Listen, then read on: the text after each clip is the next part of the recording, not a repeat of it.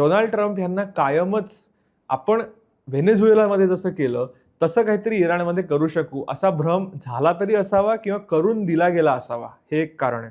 Domestic पातळीवरती आपण आधीही म्हटलं होतं की एप्स्टीन फाईल्स तो मुद्दा त्यांना बाजूला टाकायचा होता, आणि दुसरं म्हणजे जे टॅरिफ त्यांनी लादले होते ते अमेरिकेच्या सुप्रीम कोर्टाने इलिगल ठरवले होते, त्यामुळे त्याच्यावरनं लक्ष हटवायचं होतं. अमेरिकेच्या राजकारणामध्ये युद्धखोरीची परंपरा आहे आणि युद्धामधून कायम असं होतं की येऊ घातलेल्या निवडणुकांमध्ये फायदा होतो. तर ते पण एक कॅल्क्युलेशन ट्रम्प यांच्या मनात असावं, कारण त्यांची लोकप्रियता बऱ्याच वेगाने ढासळलेली होती. यांना इराण नेमका किती पॉवरफुल आहे याचा अंदाजच आला नसावा आणि त्यामुळे सुद्धा हे युद्ध झालं असावं.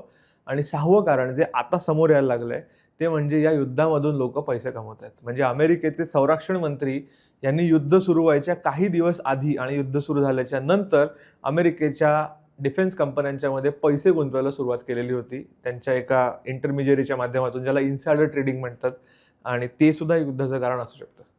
शिकूया AI ची क्रांती. चला करूया MSCIT. आजच नजीकच्या MSCIT केंद्रात आपला प्रवेश निश्चित करा.